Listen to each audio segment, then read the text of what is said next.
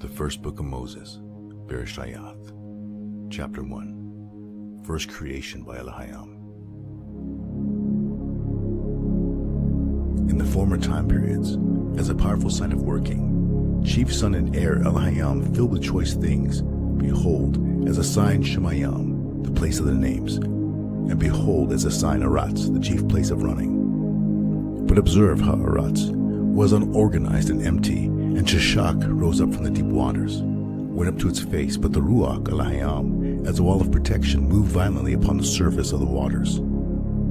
Elohim then declared, light he will exist, and light he will exist. And Elohim gazed upon that beautiful light, and Elohim made distinctive the light from the darkness. And to the light Elohim called out the name Ya'um, and to the darkness he called out the name Leah Laha. This was the close and the dawn of the first age.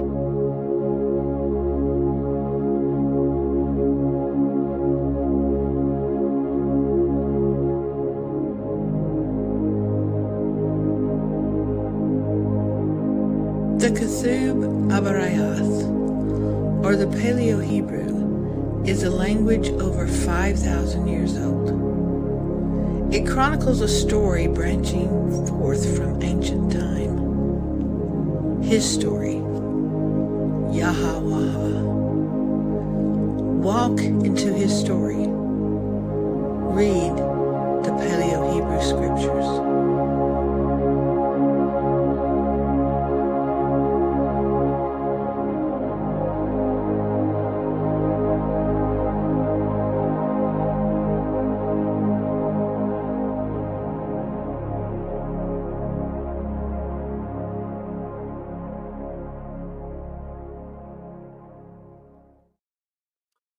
Somewhere on this motionless plane, right at this very moment, somebody is getting ready to celebrate Passover. For all I know, somebody is celebrating Passover right now. There's many different calendars out there.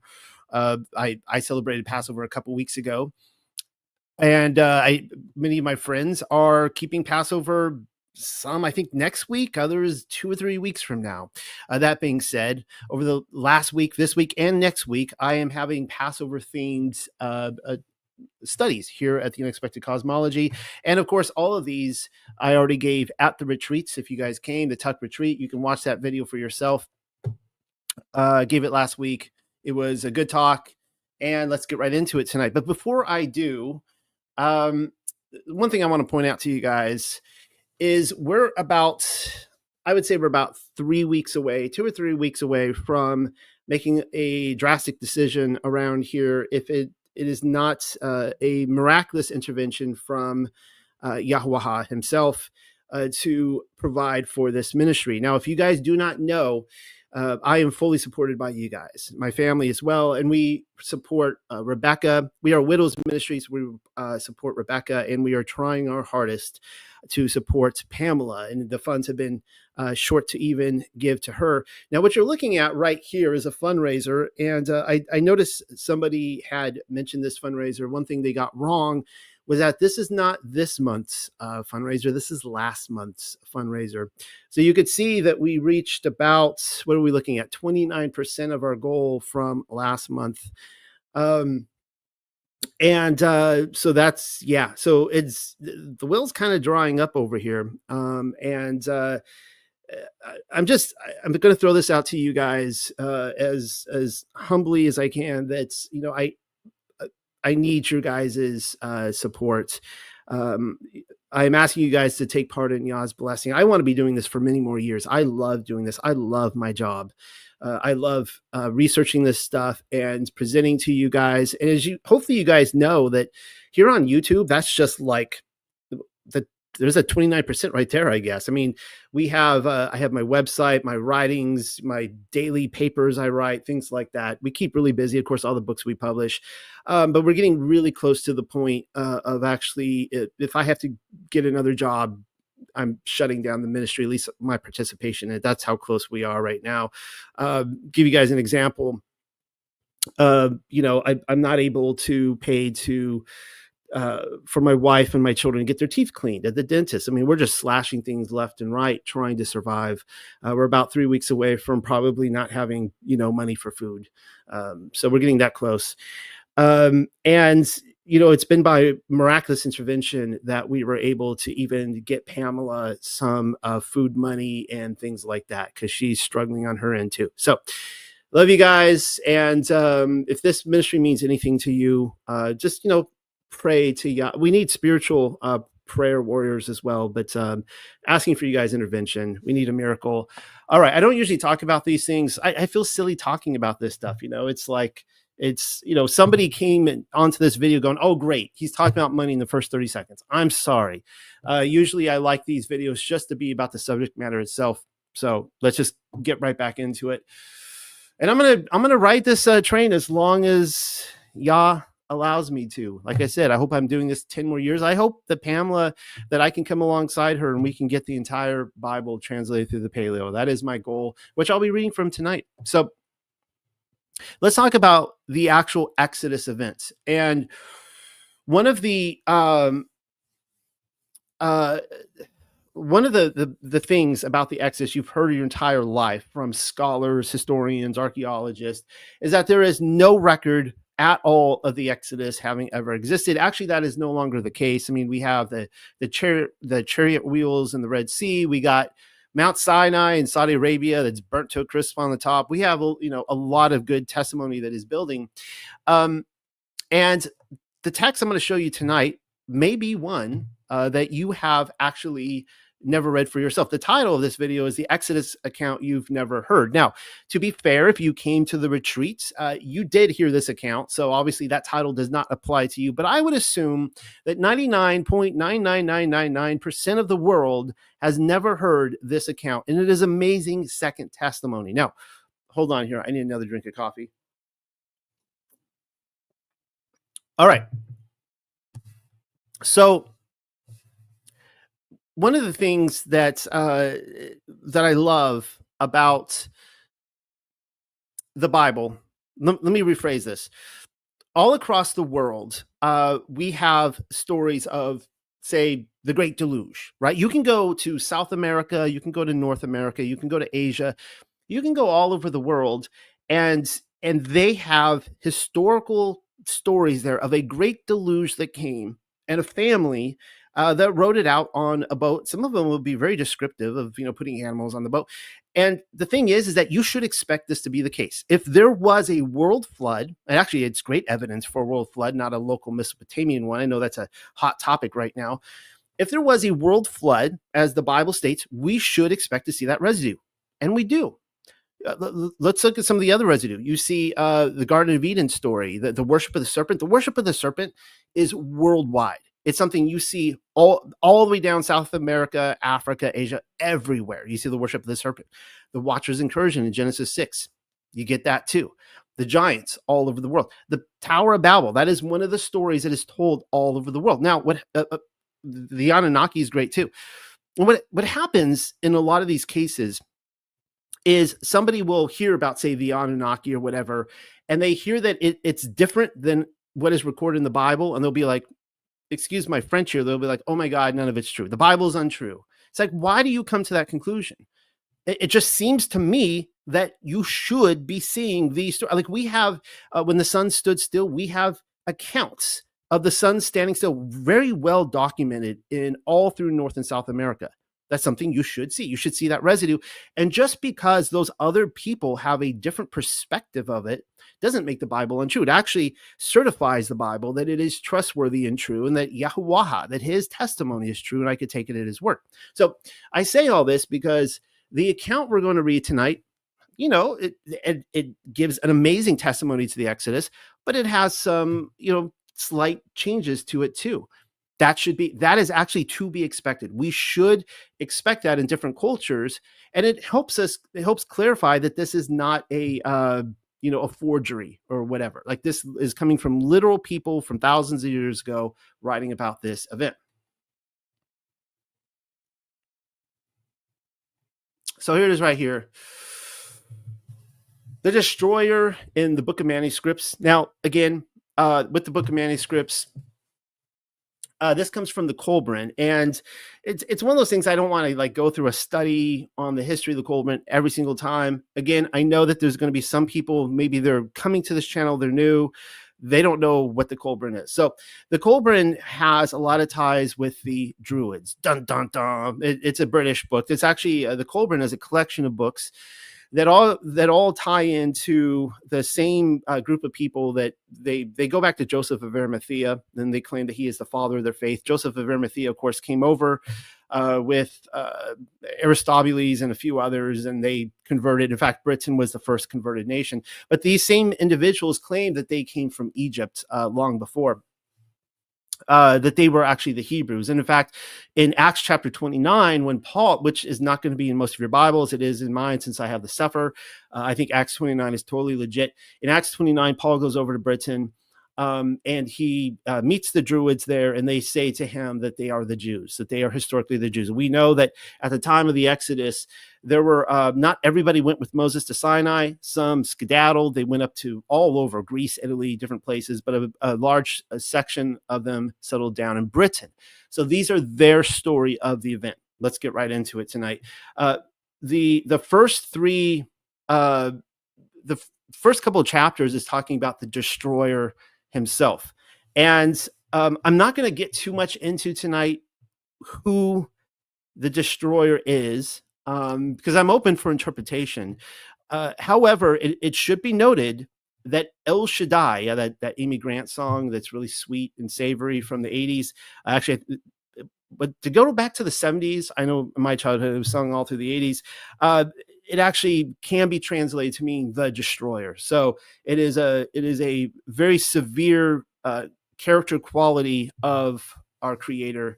One of the ways to describe him, and that might be what's happening right here. I mean, this could be translated perhaps to El Shaddai, part 1. Men forget the days of the destroyer. Only the wise know where it went, and that it will return in its appointed hour. So when you read these individuals writing, they say that what happened, what they're going to describe as what happened over Egypt during the Exodus with the Hebrews and the Egyptians happened beforehand, and it will happen again. Now, I believe on our timeline, since this has been written, it did happen again. That's a whole different discussion for a different hour. It raged across the heavens in the days of wrath, and this was its likeness. It was as a billowing cloud of smoke enwrapped in a ruddy glow, not distinguishable in joint or limb. Its mouth was an abyss from which came flame, smoke, and hot cinders. When ages pass, certain laws operate upon the stars in the heavens. Their ways change. There is movement and restlessness. They are no longer constant, and a great light appears redly in the skies. When blood drops upon the earth, the destroyer will appear. Now, interestingly enough, there's one other instance that I could find in the book of Jasher where they talks about actually blood dropping from the earth. And I would assume that to the earth from heaven. And I would assume that if I were to go look into the anthologies of all the different cultures, we might find similar tales, which are all said to be myth, of course. But I'm not so certain that is the case, especially talking about the Nile becoming a river of blood anyways. When blood drops upon the earth, a destroyer will appear, and mountains will open up and belch forth fire and ashes. This sounds a lot like the event that Peter talks about, the heat index event that is lined up with the appearance of the destroyer. Trees will be destroyed and all living things engulfed. Waters will be swallowed up by the land, and seas will boil. The heavens will burn brightly and redly. There will be a copper hue over the face of the land, followed by a day of darkness. A new moon will appear and break up and fall. The people will scatter in madness. They will hear the trumpet and of the destroyer and will seek refuge within dens in the earth. You see this a lot, like, the kings of the earth or the people of the earth going and crying out that the rocks fall on them, right? But they will not. Terror will eat away their hearts, and their courage will flow from them like water from a broken pitcher. They will be eaten up in the flames of wrath and consumed by the breath of the destroyer.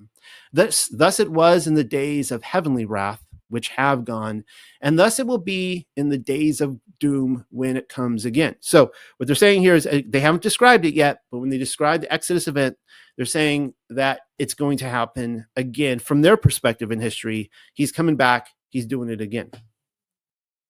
The times of its coming and going are known unto the wise. These are the signs and times which shall precede the destroyer's return. 110 generations shall pass into the west, and nations will rise and fall. Men will fly in the air as birds. That's kind of an interesting prophecy right there, isn't it? I'll say this again. Men will fly in the air as birds. Who here has flown in the air as a bird? And swim in the seas as fishes. I mean, is that talking about submarines, boats? I mean, who knows? But amazing stuff. Men will talk peace one with another. Hypocrisy and deceit shall have their day. Women will be as men. I think that describes today pretty well. And men as women also describes today pretty well. Passion will be a plaything of men. A nation of soothsayers shall rise and fall, and their tongue shall be the speech learned. A nation of lawgivers shall rule the earth and pass away into nothingness. One worship will pass into the four quarters of the earth, talking peace and bringing war. A nation of the seas will be greater than any other, but will be as an apple rotten at the core and will not endure. I don't know if that's talking about Britain there, if that's talking about America, but we do see a similar prophecy of the what appears to be the nation of the seas of Britain in the end season in the prophecy of Enoch. But will be as an apple rotten to the core and will not endure. A nation of traitors will destroy men with wonders, and it shall have its day. Then shall the high strive with the low, the north with the south, the east with the west, and the light with the darkness. Men shall be divided by their races, and the children will be born as strangers among them. Brother shall strive with brother, and husband with wife. Fathers will no longer instruct their sons, and the sons will be wayward. Women will become the common property of men, and will no longer be held in regard and respect. It's kind of interesting that, I could make a whole case here that women are actually less respected now than probably maybe any other time in modern history. And it all comes to leftism and the, hold on here, I need another drink of coffee. Feminism. That's the word I'm looking for. Hopefully tonight's going to go better than this, but it all comes down to feminism and, this idea that women, I just did like a 3-week series on this, and the fact that women wanted to become men of the earth. They forsook their heavenly beauty that they were intended to inspire man. And I would say that women, the more they try to be like men, the less they will ever be respected. And that's just the reality we find ourselves in today. Maybe those are fighting words. Come at me, bro. I'm willing to hear your rebuttal. Then men will be ill at ease in their hearts. They will seek, they know not what, and uncertainty and doubt will trouble them. They will possess great riches, but be poor in spirit. Then will the heavens tremble and the earth move. Men will quake in fear, and while terror walks with them, the heralds of doom will appear. They will come softly as thieves to the tombs. Men will not know them for what they are. Men will be deceived. The hour of the destroyer is at hand. In those days, men will have the great book before them. Wisdom will be revealed. The few will be gathered for the stand. It is the hour of trial. The dauntless ones will survive. The stout-hearted will not go down to destruction. So keep in mind when they're saying earlier, like all men will be destroyed, obviously, either that's a translation error or something. Clearly, they don't mean all men because they just told you right here that some men will survive. Great God of all ages, alike to all, who sets the trials of man, be merciful to our children in the days of doom. Man must suffer to be great, but hasten not his progress unduly. In the great winnowing, be not too harsh on the lesser ones among men. Even the sons of a thief has become your scribe. This is a short chapter right here. And I'm just reading you these because they're kind of setting up the destroyer before they describe the destroyer over Egypt. O sentinels of the universe who watch for the destroyer, how long will your enduring vigil last? O mortal men who wait without understanding, where will you hide yourselves in the dread days of doom, when the heavens shall be torn apart and the skies rent in twain, in the days when children will turn gray-headed? Now, it's interesting here to note the men without understanding, because we're going to see this in this account, that like literally Yahuwah was manifest over Egypt and to the surrounding countries, not just Egypt. And the men of the land still, they didn't get it. Like, they did not look up and they did not understand who he was. They did not understand the importance. And I actually think this is, we have this idea that when everybody goes before the throne of judgment someday, oh, they'll be sorry. They'll know. Well, like, maybe they won't. Maybe they'll never get it at all. Maybe they will think that they're the ones that are being treated with injustice and they did nothing wrong. And maybe they'll see just that the beauty of who Yahweh is. They'll just look and say that's ugliness. Like, that's darkness to them. We don't know. Like, mankind may never get corrupted. Again, maybe those are fighting words. Come at me, bro. Show me scripture verse that says otherwise. I'm just curious, because in these accounts we see that not everybody gets it, and that's just the way of it. That's just the way of living in this world. This is the thing which will be seen. This is the terror your eyes will behold. This is the form of destruction that will rush upon you. There will be the great body of fire, the glowing head with many mouths and eyes ever changing.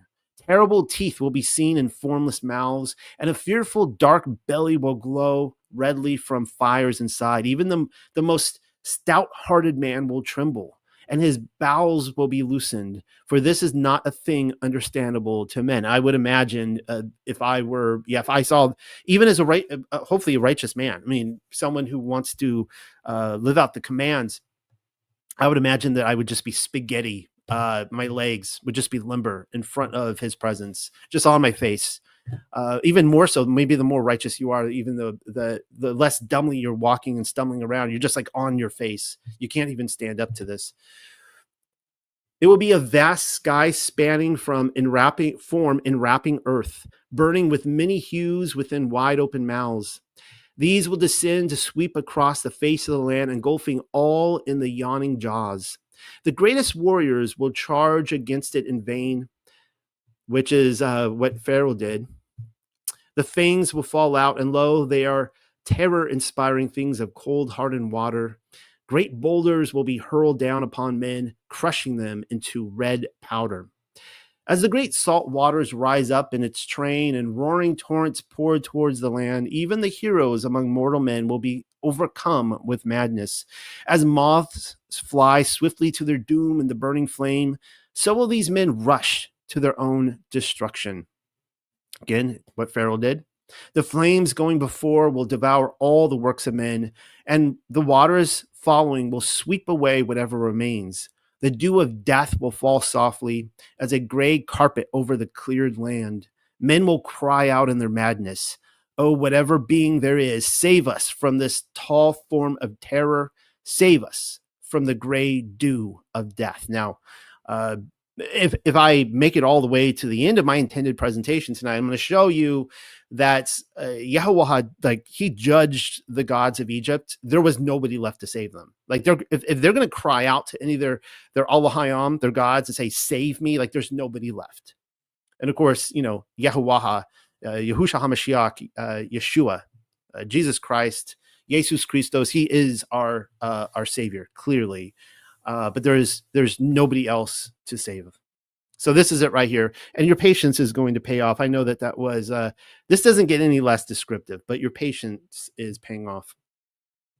The doom shape called the destroyer. Again, I would argue that maybe this is El Shaddai right here. In Egypt, was seen in all the lands thereabouts. So according to this, you could leave the kingdom of Egypt and you could still see it. In color, it was bright and fiery. In appearance, changing and unstable. It twisted about itself like a coil, like water bubbling into a pool from an underground supply, and all men agree it was a most fearsome sight. It was not a great comet or a loosened star, being more like a fiery body of flame. So, like, when we think about the pillar of cloud that Israel followed for 40 years, I don't think we think as epically as they're describing this here. Its movements on high were slow. Below it swirled in the manner of smoke, and it remained close to the sun, whose face it hid. You have to wonder if it hid the face of the sun through the wilderness generation. There was a bloody redness about it, which changed as it passed along its course. It caused death and destruction in its rising and setting. It swept the earth with gray cinder rain and caused many plagues, hunger, and other evils. It bit the skin of men and beasts until they became mottled with sores. I will warn you that this is going to actually give witness to the plagues, but it's not going to go in the order that you see in Exodus. I don't even know if these writers at the time knew what order they fell in. They just knew what plagues came. The earth was troubled and shook. The hills and mountains moved and rocked. The dark, smoke-filled heavens bowed over earth, and a great howl came to the ears of living men, borne to them upon the wings of the wind. It was the cry of the dark Lord, the master of dread. Thick clouds of fiery smoke passed before him, and there was an awful hail of hot stones and coals of fire. The doom shape thundered sharply in the heavens and shot out bright lightnings. The channels of water were turned back unto themselves when the land tilted, and great trees were tossed about and snapped like twigs. Then a voice like 10,000 trumpets was heard over the wilderness. That's actually how I think of Allah Hayam's voice. Like the idea of rushing waters. Like if you ever stand by a river of rushing waters and you could just imagine water going over rocks, but there's like, it's replicated in the hundreds and the thousands. Just imagine that with trumpets. And it's like all these, it's almost like if you could put like 1,000 voices overlapping over each other, but it's just blowing like trumpets. That's how I imagine his voice. And that's how he describes it here. A voice like 10,000 trumpets was heard over the wilderness. And before its burning breath, the flames parted. The whole of the land moved and mountains melted. The sky itself roared like 10,000 lions in agony, and bright arrows of blood sped back and forth across its face. Earth swelled up like bread upon the earth. I'm going to tell you right now, like I get it why they had this event. It's the same thing with 536. Like you have this worldwide destructive event, and it's so interesting that only like one or two historians survived to tell of this worldwide apocalyptic event. Right? Clearly, they destroyed the books. And I think the same thing happened with the Exodus. This was a massive destructive event. This was the aspect of the doom shape called the destroyer. When it appeared in days long gone by in olden times, it is thus described in the old records, few of which remain. And of course, this would be one of the last ones that remain. I don't know what happened to the others. It is said that when it appears in the heavens above, earth splits open from the heat, like a nut roasted before the fire. Then flames shoot up through the surface and leap about like fiery fiends upon black blood. The moisture inside the land is all dried up. The pastures and cultivated places are consumed in flames, and they and all trees become white ashes. The doom shape is like a circling ball of flame, which scatters small, fiery offspring in its train. So the way I'm actually envisioning this right here is these small, fiery offspring. I almost think of these like writhing snakes coming out. And I actually wonder if these are like describing seraphim angels, kind of like basilisk type creatures. That's keep in mind, there's good seraphim and there's bad seraphim. And there were some evil seraphim that would attack Israel in the wilderness when they would forsake the Torah. And there are good seraphim that work for him as well. I might show you a couple of those passages tonight. It covers about a fifth part of the sky and sends writhing snake-like fingers down to earth. So these would be perhaps the basilisk or seraphim angels that are coming down to bite mankind who is being disobedient to his laws. Before it, the sky appears frightened and it breaks up and scatters away. Midday is no brighter than night. It spawns a host of terrible things. These are things said of the destroyer in the old records. Read them with solemn heart, knowing that the doom shape has its appointed time and will return. It would be foolish to let them go unheeded. Now men say, such things are not destined for our days. May the great God above grant that this be so. But come, the day surely will, and in accordance with his nature, man will be unprepared. This is a good reason to be counted among the righteous when he does show up. The dark days. The dark days began with the last visitation of the destroyer, and they were foretold by strange omens in the skies. All men were silent and went about with pale faces. The leaders of the slaves, which had built a city to the glory of Thom. So that's kind of interesting there. So it says that now these slaves, it could have been other nationalities as well, may not have just been the Hebrews, but they're telling you a good piece of information here that the brickwork that they were doing, they were apparently, according to this, they were building a city for Thom. Now, of course, they were slaves, so obviously they would have preferred not to be doing that, but that's what they were building to. They stirred up unrest, right? So while this destroys there, these slaves, they're causing problems. And no man raised his arm against them, the slaves, which is true to the Exodus account. The Egyptians never stop at any time the Hebrews, aside from the fact of Pharaoh saying, get back to work. They foretold great events of which the people were ignorant and of which the temple seers were not informed. Remember when Pharaoh says to Moses, look, we looked through all the books and I don't see your God, your Elohim anywhere in here. Like they didn't believe that there was any credibility to this destroyer up there on the basis that they couldn't find in their books. These were days of ominous calm when the people waited for they knew not what. The presence of an unseen doom was felt. The hearts of men were stricken. Laughter was heard no more, and grief and wailing sounded throughout the land. Even the voices of children were stilled, and they did not play together, but stood silent. The slaves became bold and insolent, and women were the possession of any man. Fear walked the land, and women became barren with terror.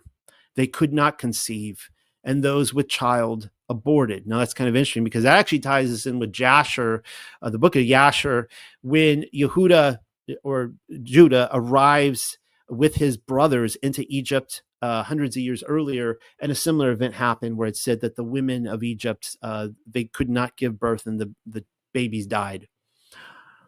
All men closed up within themselves.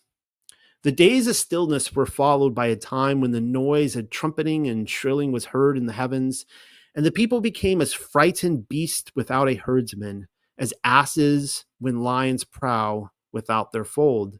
The people spoke of the God of the slaves, and that would be Yahuwah, and reckless men said, if we knew where this God were to be found, we would sacrifice to him.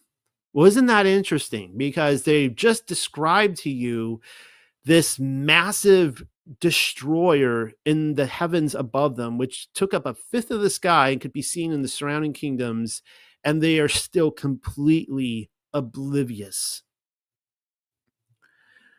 But the God of the slaves was not amongst them. He was not to be found within the swamplands or the brick pits. Now, why the swamplands and the brick pits? That's where the Hebrews were. And they're going and they're looking for idols. And there was no idol. There was no statue of Yahuwah. There was no representation of him. So they're like, okay, we can't find him, because that's the only way they're registering this. And look at the next line.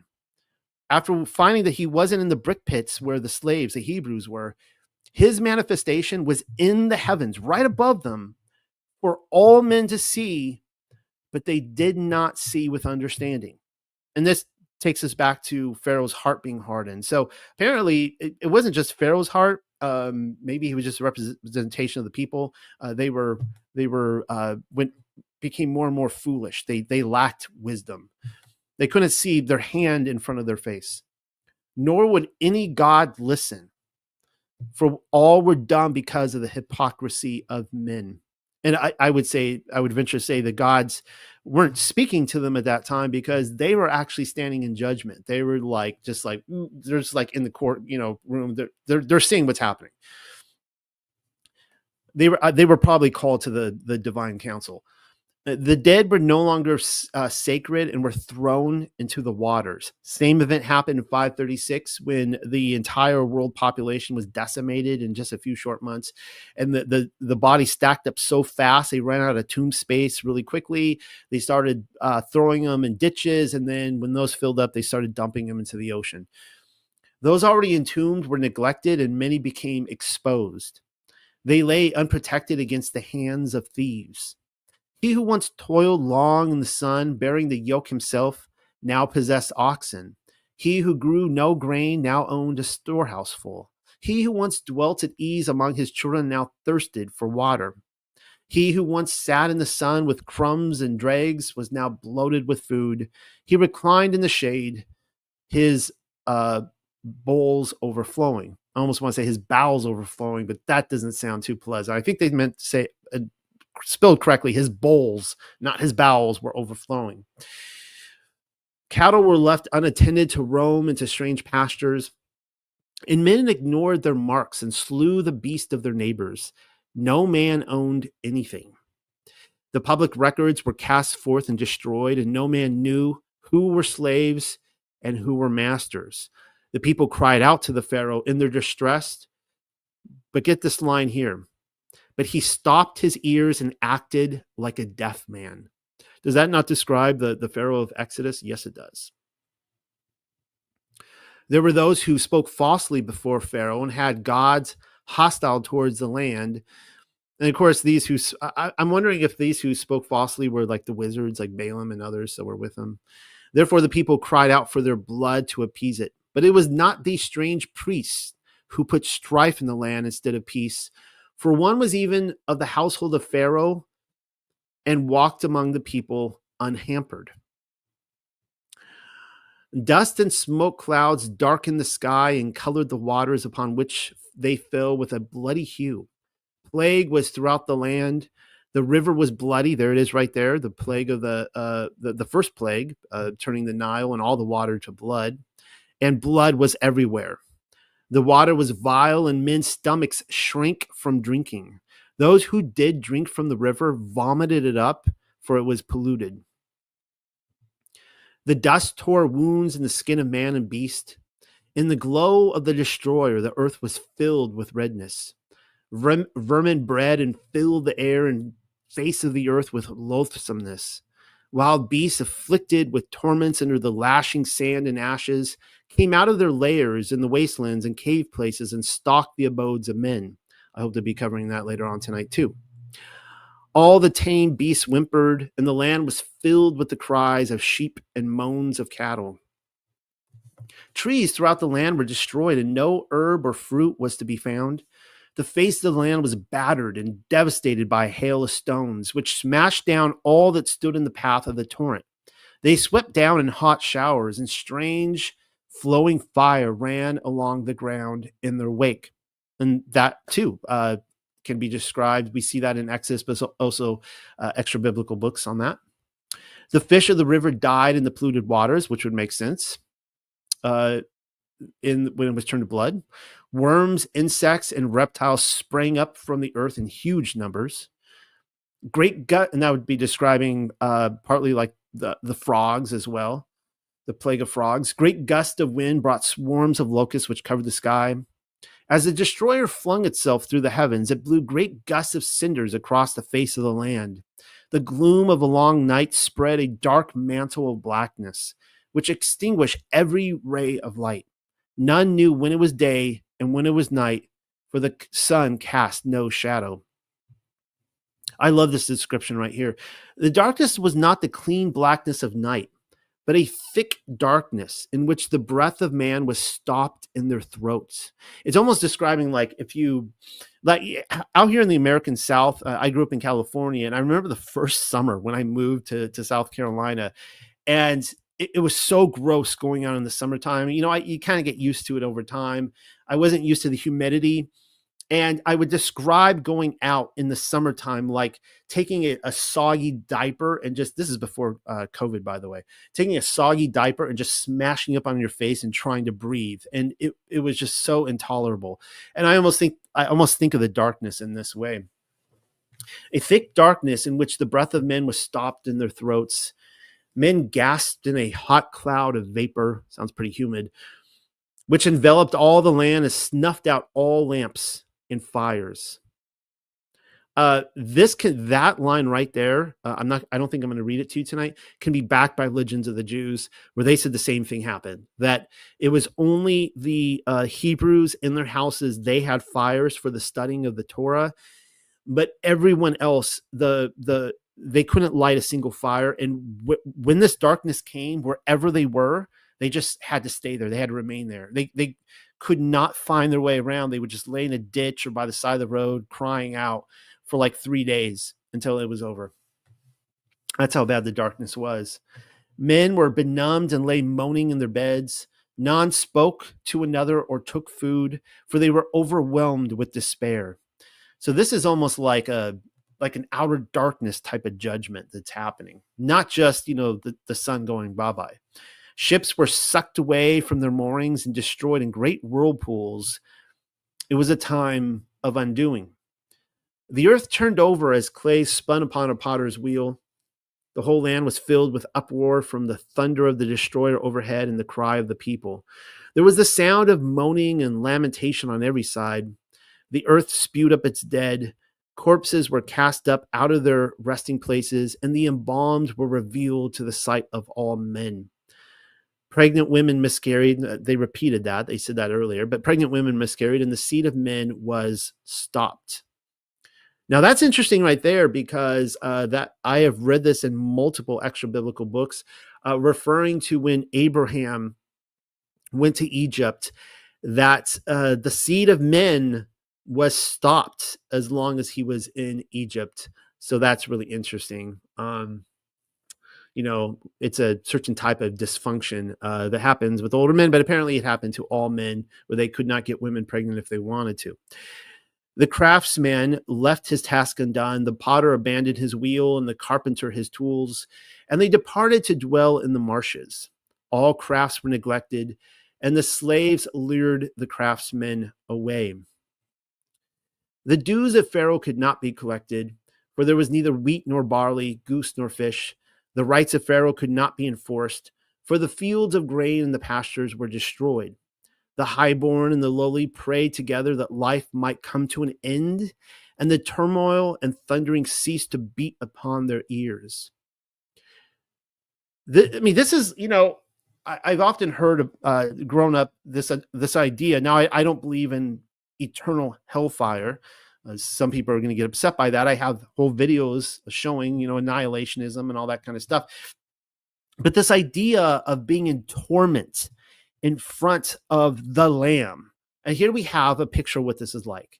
Just, being like, if you are not righteous, to be in his presence is hell. It is hell to be in his presence and not to be righteous, to be counted among the wicked. And I've stated that the irony, when you read Enoch and other books like that, it is the righteous who are going to be in fire for an eternity. And if you cannot withstand that fire, if you cannot walk through those flames, it's going to burn you up. That's the whole irony, right? That people are like, these people are going to burn for an eternity. They're going to be in fire. It's actually the righteous are going to be in fire. They could stand before this destroyer. They could stand before the pillar of fire, and they are righteous, and they are not in terror. Terror was the companion of men by day, and horror their companion by night. Men lost their senses and became mad. They were distracted by frightfulness. On the great night of the destroyer's wrath, when its terror was at its height, there was a hail of rocks, and the earth heaved as pain rent her. Oh, there's bowels right there. Not her bowels, but the earth rent her bowels. Gates, columns, and walls were consumed by fire, and the statues of gods were overthrown and broken. Isn't that interesting right there? So we had judgment on all the gods. People fled outside their dwellings in fear and were slain by the hail. Those who took shelter from the hail were swallowed when the earth split open. Now that's interesting, because we saw Korah, he was judged and the earth split open. The habitations of men collapsed upon those inside, and there was panic on every hand. But the slaves who lived in huts in the reedlands, this is talking about the Hebrews, and it could be other slaves with them, but, dominantly, obviously, the Hebrews, At the place of pits, the slime pits where they made the bricks, they were spared. The land burnt like tinder. And they're in huts, by the way, right? So this fire is raining down and destroying the pillars and the stone blocks and all this stuff in Egypt, just completely ravishing it. And again, I'm of the opinion that the Great Pyramids were built by Seth and finished by Shem. Interesting that those were not destroyed, but the rest of Egypt was. The land burnt like tinder. A man watched upon his rooftops, and the heavens hurled wrath upon him, and he died. The land writhed under the wrath of the destroyer and groaned with the agony of Egypt. It shook itself, and the temples and places of the nobles were thrown down from their foundations. The highborn ones perished in the midst of the ruins, and all the strength of the land was stricken. Even the great one, the firstborn of Pharaoh, died with the highborn in the midst of the terror and falling stones. So there it is right there. Pharaoh's firstborn son died. I don't think in this account that they mention all the firstborns dying, but that's okay, right? This is just a different testimony. And they confirm that the firstborn was killed as one of the plagues, the firstborn of Pharaoh. The children of princes were cast out into the streets, and those who were not cast out died within their abodes. There were 9 days of darkness and upheaval. Now, that's interesting. It says 9 days instead of, like, say, 3 days, but whatever. We'll let that slide. Still important testimony either way. There were 9 days. And again, I like to see these variations because it shows that they're not just copying and pasting, right? They're just not like kind of taking notes over here and making something up. This comes from a completely separate source witness. There were 9 days of darkness and upheaval, while a tempest raged such as never had known before. When it passed away, brother buried brother throughout the land. Men rose up against those in authority and fled from the cities to dwell in tents in the outlands. And I think this would be describing some of the Egyptians who actually went and joined the Hebrews. They're like, yeah, I saw what happened back there. I'm with you guys. I'm with your God. Egypt lacked great men to deal with the times. The people were weak from fear and bestowed gold, silver, lapis lazuli, turquoise, and copper upon the slaves. We know that. We know that the Hebrews looted Egypt to the point, like they didn't go in and like steal everything. Like the people were like, just take it. Just take all that we have. I mean, they had just lost their minds, madness. That maybe they were just kooky, but they were just like, take it all. You can have it. So they heaped it upon the slaves, the Hebrews, and to their princes they gave chalices, urns, and ornaments. Pharaoh alone remained calm and strong in the midst of confusion. That's the Pharaoh. I know, by the way, whenever I read in the Exodus account, what was the Hanna-Barbera series from the 80s? I think it was like Greatest Stories Ever Told or Great Stories from the Bible or something like that. It was of those 3 time-traveling cartoon characters, and they went through all the different Bible stories. James Earl Jones played the voice of Pharaoh, and to this day, Darth Vader himself, to this day, every time I think of Pharaoh, I hear James Earl Jones' voice. The people turned to wickedness in their weakness and despair. That would make sense. That would make sense that the same thing happened. 536 other events were just like when judgment comes upon the land, it causes a lot of people to become, oddly enough, like more wicked. Like they just start doubling down. Harlots walked through the streets unashamed. Women paraded their limbs and flaunted their womanly charms. I won't comment on that. Describes today a little bit too much. Highborn women were in rags, and the virtuous were mocked. The slaves spared by the destroyer left the accursed land forthwith. There's the Passover account right there.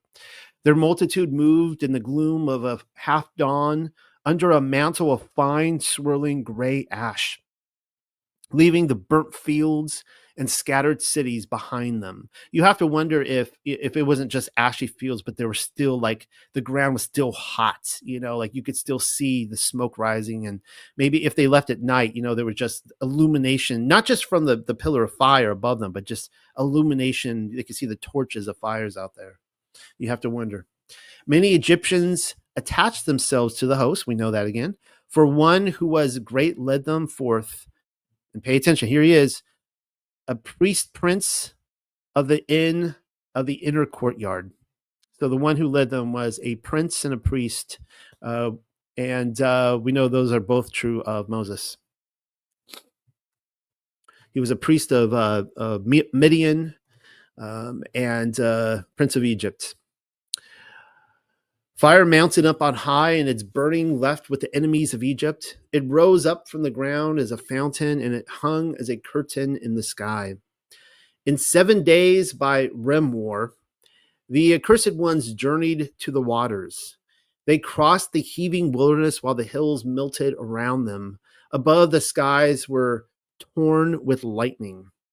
They were sped by terror, but their feet became entangled in the land, and the wilderness shut them in. They knew not the way, for no sign was constant before them. They turned before some of these places are maybe lost to us now, these names, but they turned before Nashari and stopped at Shokoth, the place of quarries.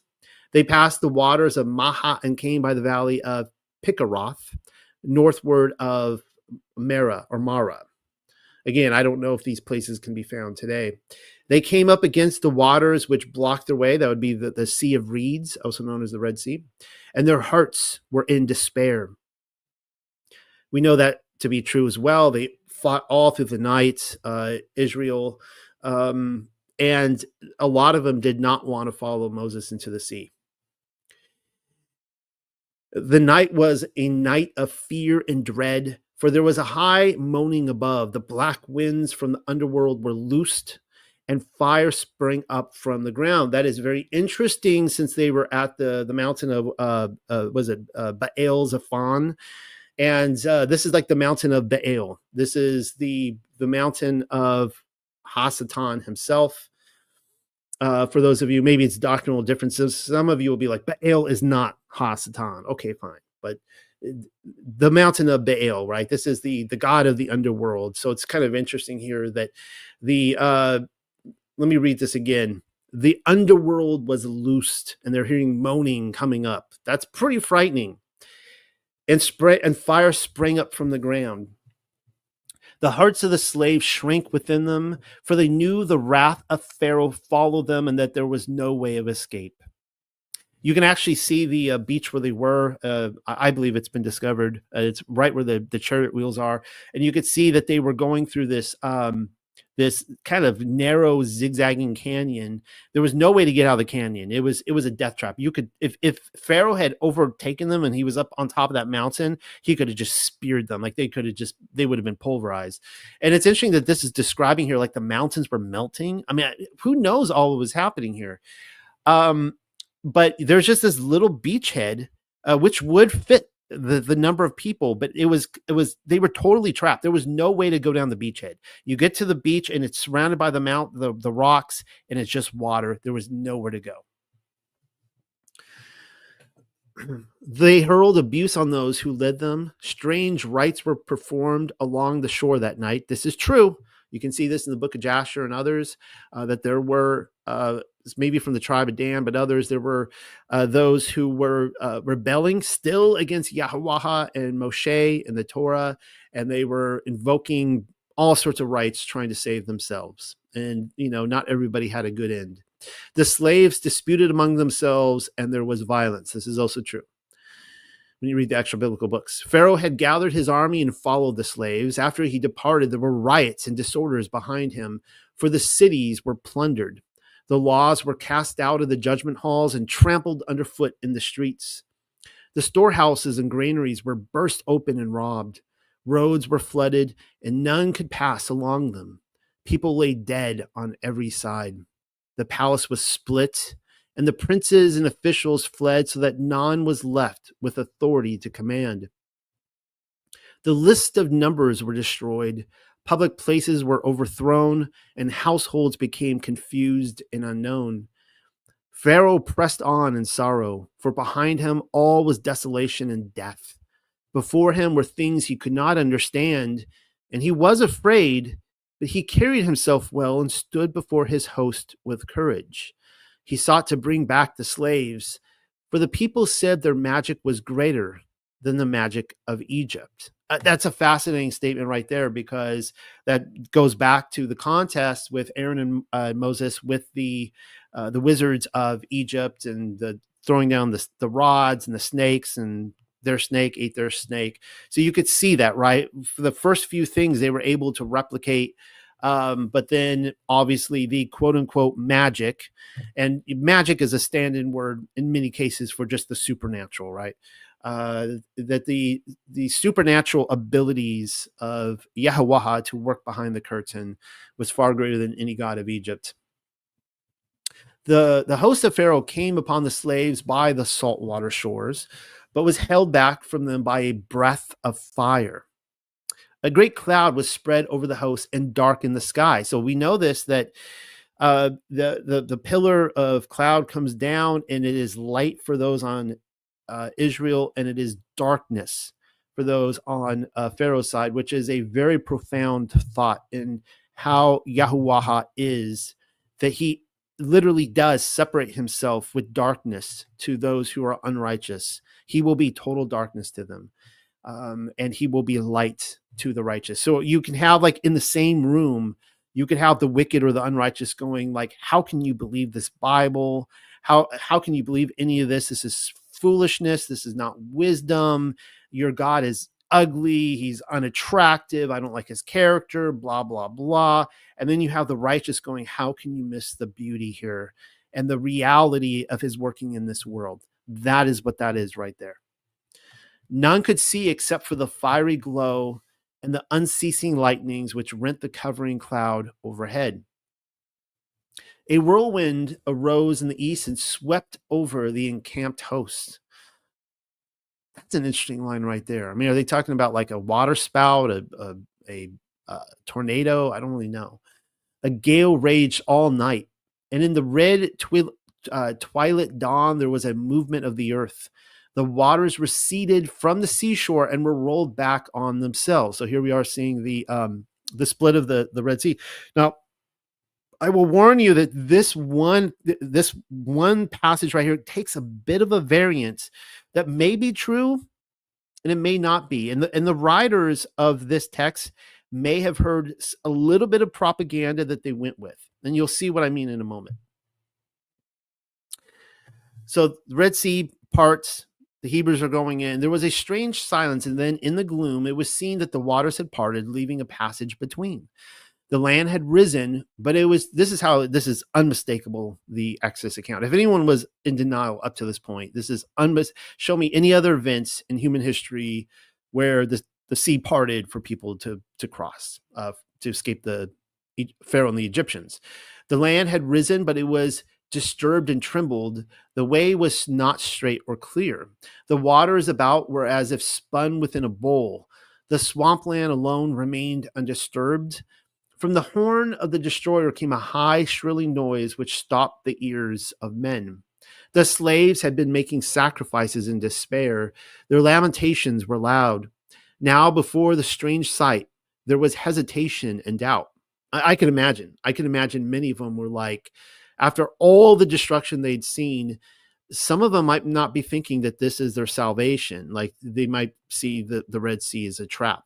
I mean, that could pass through some of their minds. For the space of breath, they stood still and silent. Then all was confusion and shouting, some pressing forward into the waters against all who sought to flee back from the unstable ground. Again, when we read the Aramaic Targums, Joshua, we know that there were some camps within Israel who said they didn't want to go into the Red Sea, and they were going to stand their ground and fight the Egyptians. They said that is they wanted to save themselves. They didn't have an understanding of the Passover lamb, who Yeshua was. His very name means salvation. That was their very God they worshipped. He was going to save them. And there was nothing they could do on their own. Then in exaltation, their leader led them into the midst of the waters, and this leader would be Moses. Moses led them into the midst of the waters through the confusion. Yet many sought to turn back into the host behind them, while others fled along the empty shores. And I don't doubt that actually did happen. Especially, I mean, again, there was be many aside from the Hebrews here as well, who just came along for the ride, and they're like, yeah, I'm out of this now. Kind of like what's his name in the Slough of Despair in Pilgrim's Progress. Was it Pliable, I think his name was? All became still over the sea and upon the shore. But behind, the earth shook and boulders split with a great noise. The wrath of heaven was removed to a distance and stood upwards of the two hosts. Still, the host of Pharaoh held its ranks, firm and resolved before the strange and awful happenings, and undaunted by the fury which raged by their side. Stern faces were lit darkly by the fiery curtain. Then the fury departed, and there was silence. Stillness spread over the land, while the host of Pharaoh stood without movement in the red glow. Then, with a shout, the captains went forward, and the host rose up behind them. The curtain of fire had rolled up into a dark, billowing cloud. So that would be, remember, the pillar of fire that came down, light to the Israel, darkness to Egypt. It's like, all right, you're free to go in now. The curtain of fire had rolled up into a dark, billowing cloud, which spread out as a canopy. And there was a stirring of the waters, but they followed the evildoers past the place of the great whirlpool. Kind of interesting description, right? We never imagined whirlpools out there, but I could totally see that. It's just that the whole, even though like there's a secure wall of water for Israel, it wasn't just like the sea itself was just all calm. It just would have been wild and crazy. The passage was confused in the midst of the waters, and the ground beneath unstable. Here, in the midst of a tumult of waters, Pharaoh fought against the hindmost of the slaves and prevailed over them. And there was a great slaughter amid the sand, the swamp, and the water. The slaves cried out in despair, but their cries were unheeded. Now, this right here again, I'm totally okay to see some variance in the story. Like I said, I expect that. I don't know. Maybe some of the Hebrews did die in the back. Maybe they were the ones who weren't trusting Yah. Maybe they were the ones who wanted to fight. Maybe they turned around to fight. Or this could have been Egyptian propaganda, because we know the Pharaoh survived this. He could have gone back and said, like, look, I lost the whole army. They're all dead, but they fought valiantly. And I just want you to know that we killed most of the slaves. Like, most of them are destroyed. That could have been the propaganda that he put out there. We really don't know. Their possessions were scattered behind them as they fled, so that the way was easier for them than for those who followed.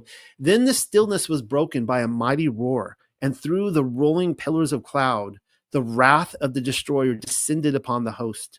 The heavens roared as with 1,000 thunders. There it is again, the bowels versus the bowls of the earth. The bowels of the earth were sundered, and earth shrieked its agony. The cliffs were torn away and cast down. The dry ground filled beneath the waters, and great waves broke up upon the shore, sweeping in rocks from seaward. The great surge of rocks and waters overwhelmed the chariots of the Egyptians who went before the footmen. The chariot of the Pharaoh was hurled into the air as if by a mighty hand, and was crushed in the midst of the rolling waters. Of course, Pharaoh survives this event, and they will talk about that in here. He doesn't die. Tidings of the disaster came back by Regeb, son of Thamat, who hastened on ahead of the terrified survivors because of his burning. He brought reports into the people that the host had been destroyed by blast and deluge. The captains had gone, the strong men had fallen, and none remained to command. Therefore, the people revolted because of the calamities which had befallen them. Now, maybe, again, Regeb is the guy who maybe gave the report of, yeah, they all died, but, we actually killed a lot of them. Who really knows? Therefore, the people revolted because of the calamities which had befallen them. Cowards slunk from their lairs and came forth boldly to assume the high offices of the dead. Calmly and noble women, their protectors gone, were their prey. Of the slaves, the greater number had perished before the host of Pharaoh. There you go, right there. So that's going to be a variant that's going to disagree with the Bible. And whenever you see these things that they disagree, I'm going to take the Bible. The Bible is trustworthy and true. And we always see the narrative flipped, right? You have the other nations that they don't worship Yahweh. They tell the same events. And, one of the things, for example, I love about the book of Enoch, not to go off topic, is that we see the Watchers incursion all over the world. Enoch is the only book that flips it on their narrative and shows that this incursion, they were the bad guys, right? That's what I love about the Bible. The broken land lay helpless, and invaders came out of the gloom like carrion. A strange people came up against Egypt, and none stood to fight, for strength and courage were gone. I have done studies on this in the past and shown that actually the Pharaoh, a lot of people think is the Exodus Pharaoh. Actually, Moses is identified as the missing prince, and that this exact same thing happened. That Egypt was had a worse fate after the Red Sea event, that it was overtaken by another nation. This nation of just pagan people, to the Egyptians, they were pagans. They just came in and just ransacked and destroyed, and they took over Egypt. The invaders, led by Alcanon, came up out of the land of gods. That's an interesting little phrase. I don't know where the land of gods is. Do you guys know? Because of the wrath of heaven, which had laid their land waste. There too had been a plague of reptiles and ants in the land of the gods, wherever this was. So they too had plagues of reptiles and ants, signs and omens, and an earthquake.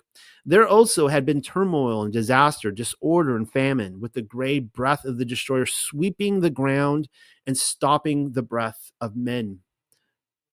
Antura gathered together the remnants of his fighting men and the fighting men who were left in Egypt, and set forth to meet the children of darkness who came out of the eastern mountains by the way of the wilderness and the way of Yethnobus. We don't know where that is, but interesting description. The children of darkness sounds like Lord of the Rings or something like that. These children of darkness fell upon the stricken land from behind the gray cloud, before the lifting of the darkness and before the coming of the purifying winds. Regeb went with Pharaoh and met the invaders at Haroshur, but the hearts of the Egyptians were faint within them. Their spirits were no longer strong, and they fell away before the battle was lost. Deserted by the gods above and below, and that's what I want to cover next if there's time tonight, the gods of Egypt that were judged. Their dwellings destroyed, their households scattered. They were as men already half dead.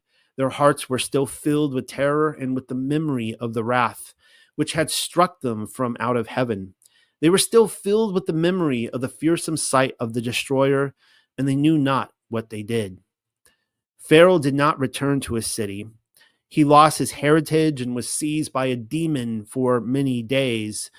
I'm assuming he already had a demon in him, but I could see they're talking about like a powerful entity here entered him.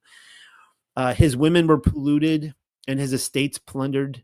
The children of darkness defiled the temples with. I'm assuming when it says his women were polluted, that these foreign invaders came in and they plundered his women. The children of darkness defiled the temples with rams and ravished women who were crazed and did not resist. They enslaved all who were left, the old, young men and boys. How sad is that, right? Like the whole thing was like Pharaoh wanted his slaves, and in the end, they all became slaves. They oppressed the people, and their delight was in mutilation and torture. Yuck. Pharaoh abandoned his hopes and fled into the wilderness beyond the province of the lake. Interesting that he was even able to get away to make his escape, which is in the west towards the south. So he went to the southwest. Where is that? Is that like Ethiopia? I don't really know.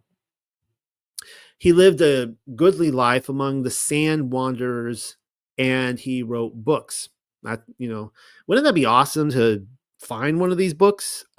Became an author. I don't know if they ever made it to the New York Times bestsellers, but don't know what the New York Times bestsellers would be back then. But maybe we have read one of his books. We just don't know to identify him. Good times came again, even under the invaders, and ships sailed upstream. The air was purified. The breath of the destroyer passed away, and the land became filled again with growing things. Life was renewed throughout the whole land. A gentleman named Care taught these things to the children of light in the days of darkness, after the building of the Rambudith, before the days of the Pharaoh Ankid. I believe that the children of light is referring to these people who came out of this and they settled up there, and they referred to themselves as the children of light.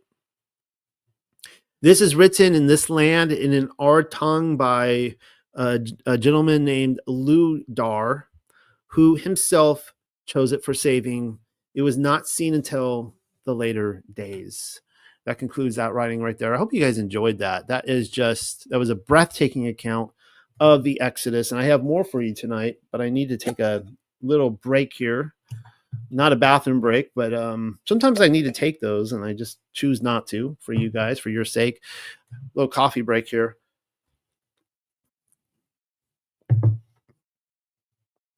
All right.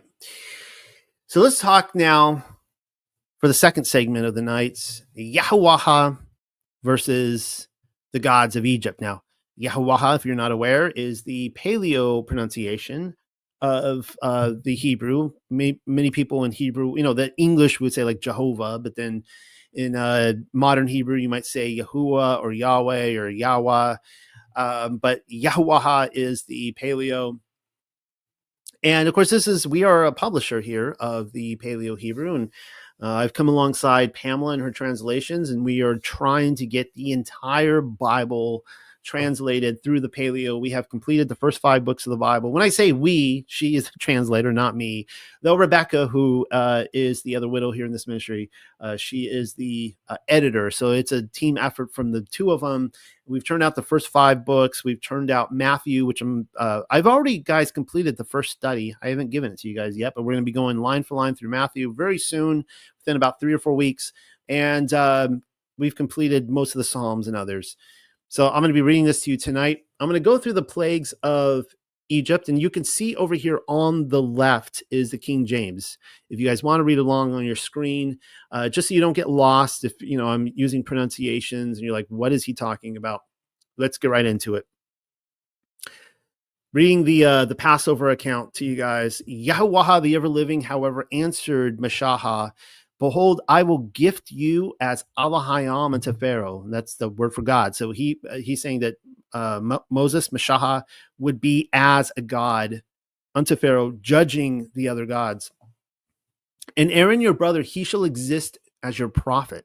Therefore, you must speak all that I command you to your brother, and he shall repeat to Pharaoh that he must send forth the sons of Yasharel from his land.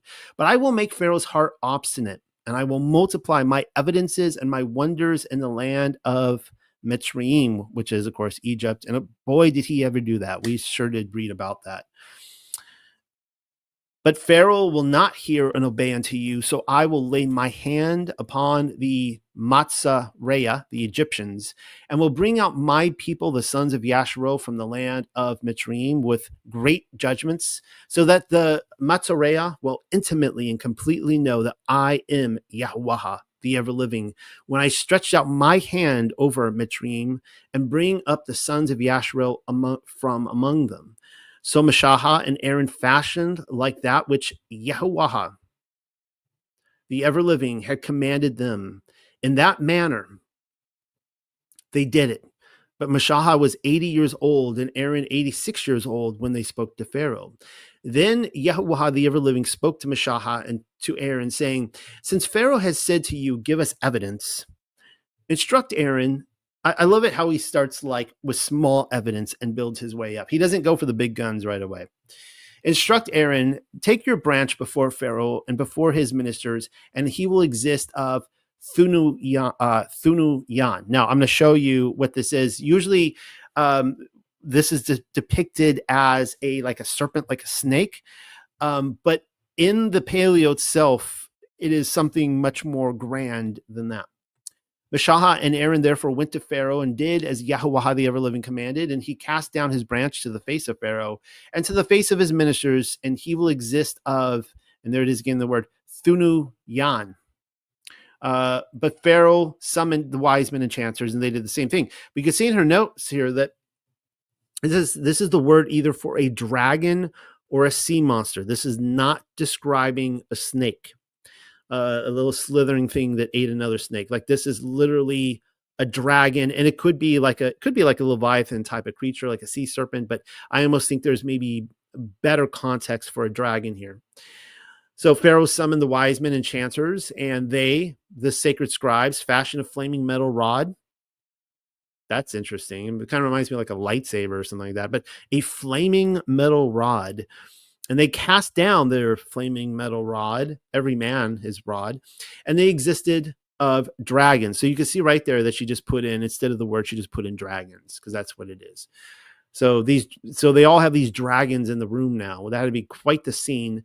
But Aaron's branch devoured their rods. However, the heart of Pharaoh was strong, and he would not listen to them, just as Yahweh, the ever-living, had foretold. Now, we haven't started the plagues yet, the 10 plagues of Egypt.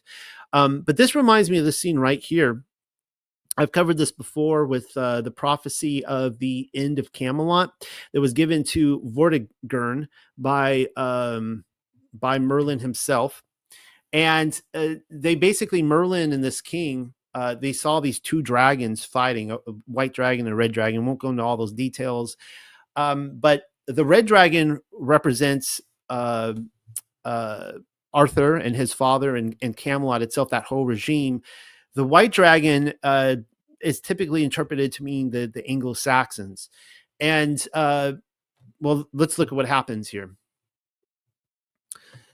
This is the prophecy given by Merlin. Woe to the red dragon, for his banishment hastens on. His lurking hole shall be seized by the white dragon, which signifies the Saxons whom you invited over. But the red denotes the British nation, which shall be oppressed by the white. And he says, at last, the oppressed shall prevail and oppose the cruelty of foreigners. So eventually the red will overcome the white.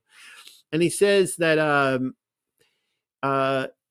at the very end, this is really interesting. Then shall misfortunes hasten upon the white one, and the buildings of his garden shall be pulled down, which I have shown you did in fact happen in the 1500s. So there's 1,000 years between this prophecy and the pulling down of these buildings, in which the white dragon ruled over Britain, and then the red dragon returned and was a part of the conquering of England. You can go to Wales to this day, and they have the red dragon on their flag. Clearly, the red dragon is in control at this time. But this whole story in Exodus reminds me of that. I'm just, for lack of time, I'm skipping some of this stuff here. And I've shown you this. If you saw my dragons video a few weeks back, I talked about the reptilian people there in Mesopotamia, the basilisk, and all those accounts in Egypt. Obviously, I'll never get through this tonight if I read this all to you guys. So let's start talking about each of the 10 plagues and how they correspond with a different god, or an Elohim. So right here, this is a tranny god, Hapi, the Nile god. And you could see that, of course, this dude has boobs, but you could see that he or she or whatever it is, whatever the pronouns are, they, them, is all water here, representing the Nile.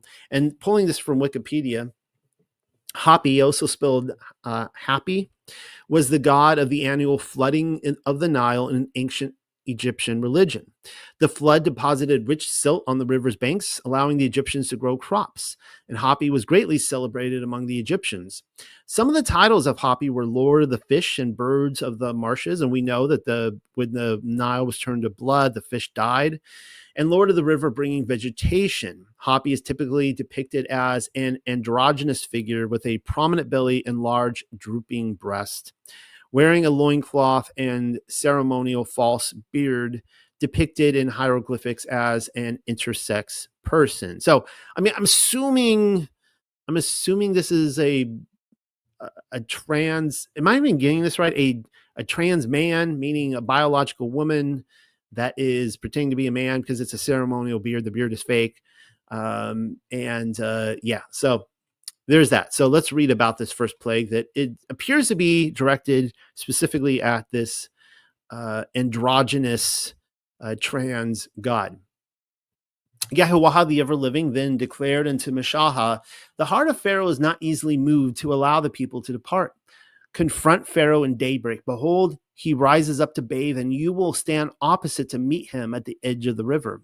When he calls out, you will take the branch which turned into Nakash in your hand. And she says there's serpent. So it's kind of interesting. So the word there was for serpent before it was for dragon. Then say to him, Yahuwah, the ever-living Allahaya of the Hebrews, has sent me to you to say, send forth my people, and that they may serve me in the wilderness. Behold, if you will not listen to that, thus says the ever-living, by this you will learn that I am Yahuwah. When I strike with the branch which is in my hand upon the waters which are in the river, they shall turn to blood, and the fish which are in the river shall die, and the river shall stink, and the Matzarea will become exhausted trying to drink of the water of the river. Yahweh, the ever-living, also said to Mashahah, declare unto Aaron, take your branch and extend it over the waters of Mitzrayim, over the flowing streams, over the brooks, the pools, and over all the reservoirs of water, and they will become blood, and they shall be blood in all the land of Mitzrayim, both in wood and in stone. Therefore Mashahah and Aaron did as the ever-living commanded, and he lifted up the branch, and he struck the waters which were in the river before the eyes of Pharaoh, and before the eyes of his ministers, and all the waters in the river turned to blood. And the fish which were in the river died, and the river stank, and the Mitzrayim were not able to drink of the water from the river, for it became blood in all the land of Mitzrayim. The sacred scribes, however, did the same in their mysteries. I love that line there, by the way, the mysteries. They were able to replicate and do the same thing. Therefore, obviously, probably not on that level, but they were able to turn water to blood. Therefore, the heart of Pharaoh was strengthened, and he would not listen to them, just as Yahweh, the ever-living, had foretold. Pharaoh therefore turned his face, went back to his palace, and did not alter his heart even for this. But all the Mitzrayim dug pits along the river for water to drink, for they were not able to drink the waters from the river. This continued for 7 days after Yahweh, the ever-living, had attacked the waters of the river. So just a quick reading here from Jasher or Yasher, and we have published this in the Paleo, using Paleo names. And Yahuwah sent by the hand of Aaron and turned all the waters of Mitzrayim into blood with all their streams and rivers. And when a Mitzrayim came to drink and draw water, he looked into his pitcher, and behold, all the water was turned into blood. And when he came to drink from his cup, the water in the cup became blood. So according to this, all Egypt was blood, not just the Nile. And when a woman kneaded her dough and cooked her victuals, their appearance was turned to that of blood. How yucky is that? Okay, next God.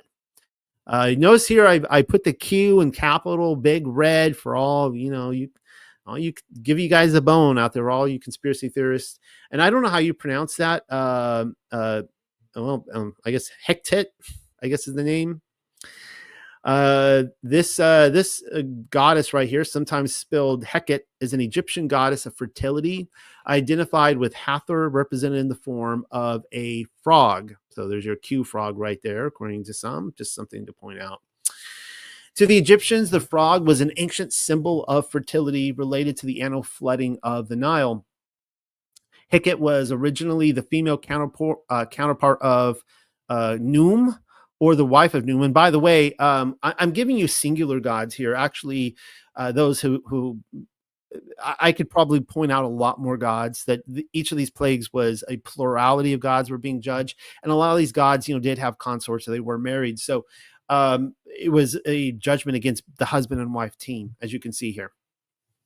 So why I'm picking her out instead of her husband, And eventually she also became the mother of Heru-Ur. It has been proposed that her name is the original the name of Hecate, the Greek goddess of witchcraft. So that's kind of interesting right there. And this is the plague of frogs. So then Yahweh, the ever-living, declared to Al-Mashahah, go to Al-Pharaoh and say to him, interesting that he actually refers to Pharaoh as a god here. Al is the short for Allahayam. And say to him, thus says Yahweh, the ever-living, send forth my people to serve me. But if you will not send them, then I will plague all your dominions with frogs. And the flowing stream will swarm with frogs, and they will go up, and they will enter in your house, and in the chamber of your resting place, and upon your bed, and in the house of your servants, and in your people, and in your ovens, and in your kneading bowls, and in you. That's gross. In you.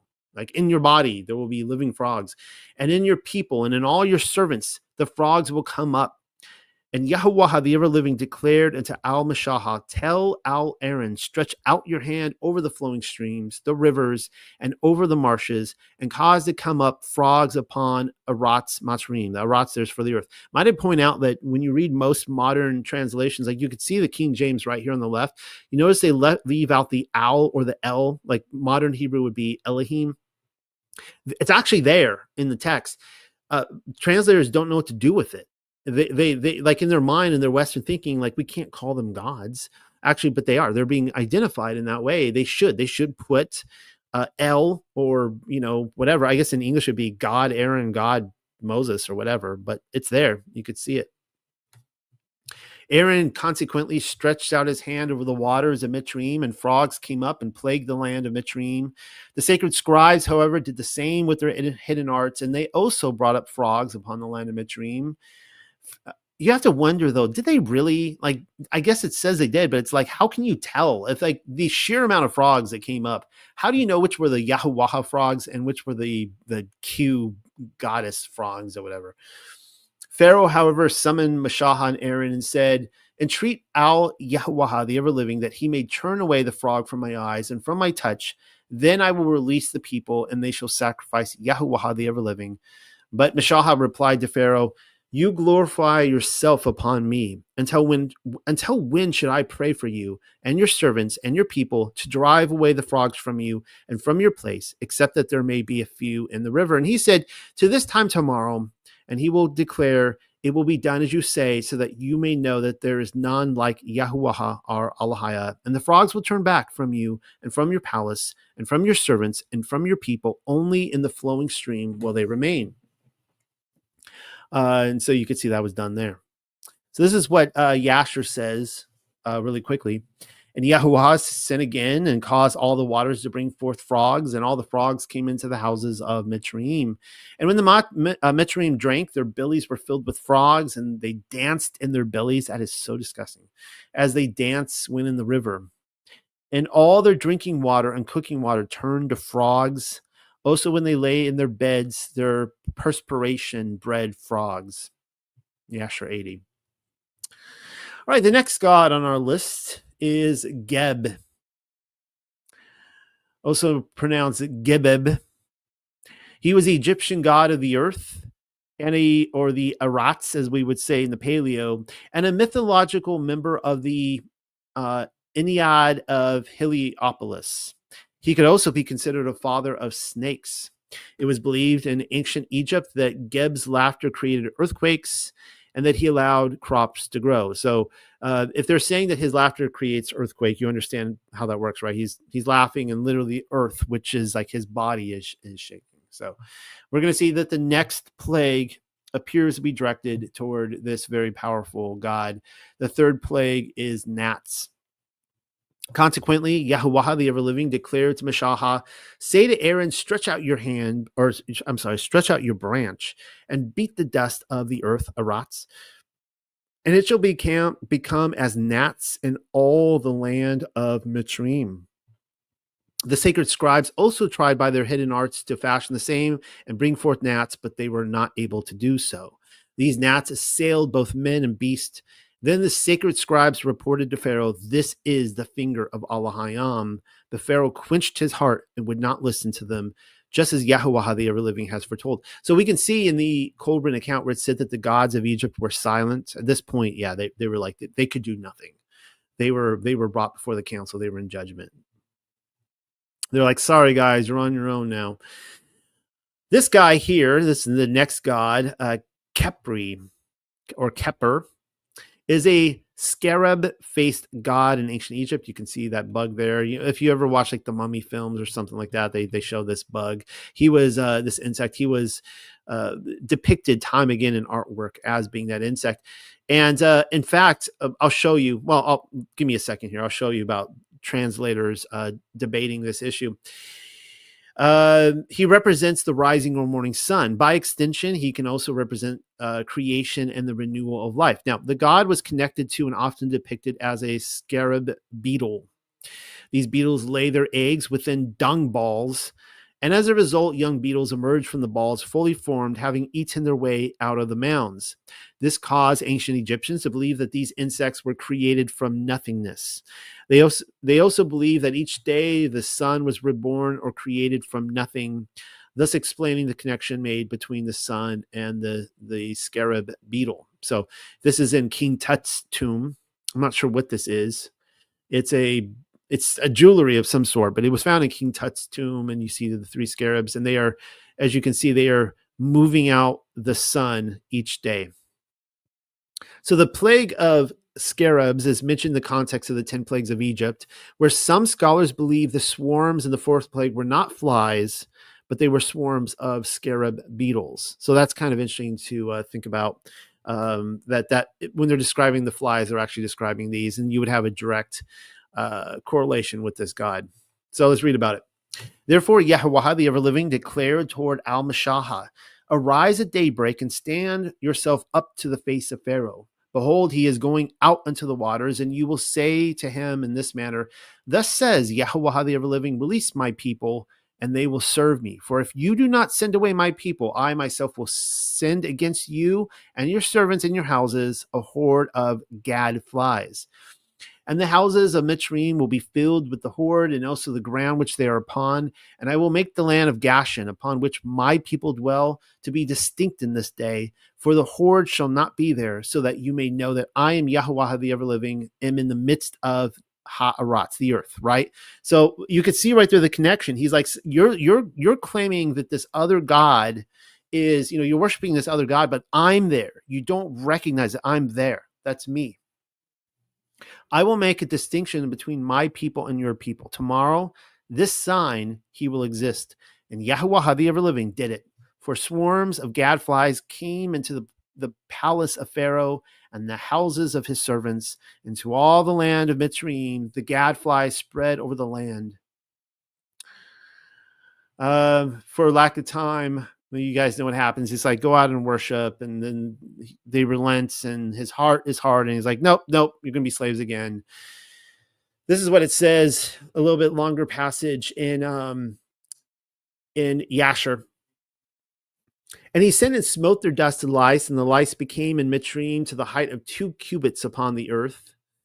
The lice were also very numerous in the flesh of man and beast, and all the inhabitants of Mitzrayim, also upon the king and queen. Yahweh has sent the lice, and it grieved Mitzrayim exceedingly on account of the lice. Notwithstanding this, the anger of Yahweh did not turn away, and his hand was still stretched out over Mitzrayim. And Yahweh sent all kinds of beasts of the field into Mitzrayim. So this takes a little bit of a divergent from the Exodus account, the Hebrew Masoretic, because they're describing a lot more animals coming forth from the earth. And they came and destroyed all Mitzrayim, men and beasts and trees and all things that were in Mitzrayim. And if you guys were paying attention, we saw this described in the Kolbrin the first hour of this episode. And Yahweh sent fiery nakash, those would be serpents, scorpions. So that's interesting. Fiery serpents, those could be the seraphim angels, the basilisk, scorpions, mice, weasels, toads, together with other creeping and dust. Flies, hornets, fleas, bugs, and gnats, each swarm according to its kind, and all reptiles and winged animals according to their kind came to Mitzrayim and grieved the Mitzrayim exceedingly. And the fleas and flies came into the eyes and ears of the Mitzrayim, and the hornet came upon them and drove them away, and they removed from it into their inner rooms, and it pursued them. Now, this is an artist recreation, imagining of this Sulanuth creature. I have long sought out this creature. I know others have, and we've got nothing. I have never found another account that talks about this creature. This is the best artist recreation out there, which seems that actually, when I saw this, I was like, that's exactly how I was imagining this creature. So all these animals are coming forth, all different kinds. The Egyptians are like nuts to this. They're locking themselves in their house. They're like, you can't get in, right? And this is what happens. And when the Mitzrayim hid themselves on account of the swarm of animals, they locked their doors after them. And Elohim ordered the Sulanuth, which was in the sea, to come up and go into Mitzrayim. Now, remember in the Kolbrin, we described the whirlpools and the ships being taken down. I mean, I almost imagine this creature like something from like, I don't know, like maybe like the modern Pirates of the Caribbean films or something like that, coming out like this huge creature coming out and just crushing the ships. And it's a female creature, said, and she had long arms, 10 cubits in length of the cubit of a man. And she went upon the roofs of the houses, and uncovering the raftering and flooring, and cut them, and stretched forth her arm into the house, and removed the lock and the bolt, and opened the houses of the Mitzrayim. So that afterwards came the swarm of animals into the houses, and the swarm of animals destroyed the Mitzrayim, and it grieved them exceedingly. So the Sulanuth, the lover of animals everywhere, the queen over the animals. When, they couldn't get in where they wanted, she did the work for them. There's that. Our next god on the list, you could see, I'll let you look at her picture here. She's depicted as a woman and also a cow. She's got two horns with the sun resting between them. And of course, you see that the sun also has a serpent around it. There she is there, depicted as a cow. Once again, with the serpent on the forehead. That's kind of interesting. Her name is Hathor, or it means house of Horus. Was a major goddess in ancient Egyptian religion who played a wide variety of roles. As a sky deity, she was the mother or consort of the sky god Horus and the sun god Ra, both of whom were connected with kingship, and thus she was the symbolic mother of their earthly representatives, the pharaohs. So this is now an attack against the mother of Pharaoh. Keep in mind that he was he was an avatar of the sun god Ra, and so she would be the mother of Pharaoh, would also be an avatar as well. And it's interesting, I might cover this tonight, that the woman who raised Moses, according to Jasher, she was not stricken with any of the plagues. So it was almost like if she is the Hathor character, Yahweh relented from going after her, maybe out of respect for what she did for Moses. She was one of several goddesses who acted as the eye of Ra, Ra's feminine counterpart, and in this form, she had a vengeful aspect that protected him from his enemies. Her beneficent side represented music, dance, joy, love, sexuality, and maternal care, and she acted as the consort of several male deities and the mother of their sons. Wow, she had a lot of men in her life. All right. These two aspects of the goddess exemplified the Egyptian conception of femininity. Hathor crossed boundaries between worlds, helping to see souls in the transition to the afterlife. So she kept pretty busy, didn't she? She was often depicted as a cow, symbolizing her maternal and celestial aspect, although her most common form was a woman wearing a headdress of cow horns and a sun disk. You saw that first. She could also be represented as a lioness, a cobra, or a sycamore tree. So let's read. The fifth plague. How are we doing on time? I think we could finish this tonight. Hopefully you guys are all doing good. Consequently, Yahweh the ever-living said to Al-Mashahah, go to Pharaoh and tell him, thus says Yahweh the ever-living, Allahai of the Hebrews, send forth my people and they will serve me. However, if you are unwilling to send them away and you again hold fast with them, behold, the hand of Yahweh the ever-living, he will exist and shall bring upon your livestock that are in the plains and upon your horses and asses and camels and cattle and sheep a very severe death plague. But Yahweh the ever-living will distinguish between the livestock of Yasharel and between the livestock of Mitzrayim, and in all the livestock of Yasharel nothing shall die. And Yahweh said in appointed time, declaring tomorrow, Yahweh ha-dabar, he will fashion this in Eretz. Again, that's the earth. And Yahweh the ever-living, Ath-dabar, he fashioned this on the morrow, and he caused to be destroyed all the livestock of Mitzrayim, but the livestock of the sons of Yasharel died not one. And of course, Pharaoh wouldn't let them go. Now, in another account, we see Job. He was in Egypt at this time, and he had been in the past a counselor to Pharaoh. He feared Yahweh. He had already been through his whole thing with Yah, and he's like, yeah, I'm not messing with this dude again. He was humble, of course, and he brought in his livestock. And we read that Job, his livestock did not perish. Notwithstanding, now this is Yasher 80, we read this. Notwithstanding this, the anger of Yahuwah did not turn away from the Mitzrayim, and his hand was yet stretched forth against them. And Allahayam sent the pestilence, and the pestilence pervaded Mitzrayim, in the horses and asses, and in the camels and herds of oxen and sheep and in man. And when the Mitzrayim rose up early in the morning to take their cattle to pasture, they found all their cattle dead. And there remained of the cattle of the Mitzrayim only 1 in 10. And of the cattle belonging to Yasharel and Gashan, not one died. And by the way, how much do you think that, like, you know how like Noah was preaching to people and trying to get them to repent? Like, hey, come on the ark, right? We got extra room. Nobody did till it was too late. I have to believe and imagine that the same thing was happening. Like there were people out there preaching, telling the Egyptians, like, look, this is going to happen. This is what we got word from Moses. This is going to happen. We're bringing our livestock.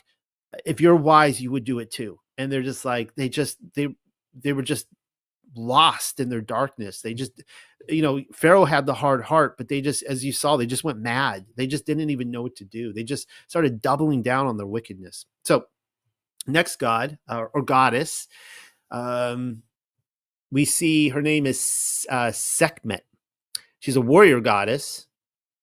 There she is there. If she was like in a mummy movie, we wouldn't want to, fight her, right?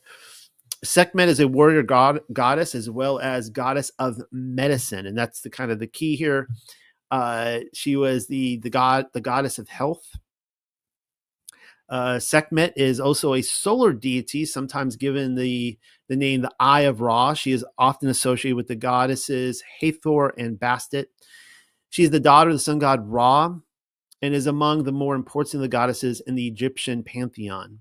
She acted as the vengeful manifestation of Ra's power, the Eye of Ra. She is said to breathe fire, and the hot winds of the desert were likened to her breath, which is kind of interesting that the reverse was what we saw with the destroyer, that the destroyer had the hot breath. The destroyer had the fire coming down, right? She is also believed to cause plagues, which were described as being her servants or messengers, although she is also called upon to ward off disease and heal the sick. How much do you think they were calling on her to stop these plagues? The plagues were being turned on her, and she was incapable of doing it. Here's another depiction of her here, a female with a lion head. Remember when we read about the lion men in Jasher, and that these lion men existed? So that's kind of interesting. Don't know what all is going on there, but the plague of boils, it is thought that it was attacking this goddess of health. And Yahuwah, the ever-living, he declared to Al-Mashaha and Al-Aaron, lay hold to yourselves handfuls in both fists to suit from a furnace, and let Mashaha fling them into Ha-Shamayam, that's heaven, before the eyes of Pharaoh, and he will exist as dust upon all the land of Mitzrayim, and he will exist upon man and upon beast as boils breaking out into pustules in all the land of Mitzrayim. And they seized hold of the suit of the furnace, and they stood to the face of Pharaoh, and Mashaha flung it unto Ha-Shamayam, and the boils existed with pustules breaking forth on man and on beast. I feel like this one, to me, I mean, there were some bad ones, but this one feels like, I mean, the frogs in the stomach is really disgusting. This one feels like the worst. This sounds bad. Like, I'm just imagining that like every inch or two on the body is another big boil. It had to be so painful. Imagine, when you can imagine like a zit that's like really painful, right? And the zit is like Pinocchio's nose. It just keeps getting bigger. And the sacred scribes were not able to stand to the face of Mashaha because of the face of the boils. Boils existed upon the sacred scribes and upon all Mitzrayim. But Yahuwah the ever-living strengthened Pharaoh's heart so that he would not hear and obey to them, just as Yahuwah the ever-living spoke to Mashaha. Bummer. And this is where the God, of course, is silent. This is what we read about this event in Yasher 80. And Allahayam sent a burning inflammation in the flesh of Mitzrayim, which burst their skins, and it became a severe itch in all the Mitzrayim, from the soles of their feet to the crowns of their heads. And many boils were in their flesh, that their flesh wasted away until they became rotten and putrid. Next goddess on our list, a lot of goddesses actually. This is one I've quoted from a lot because this ties in with the Hebrew cosmology model.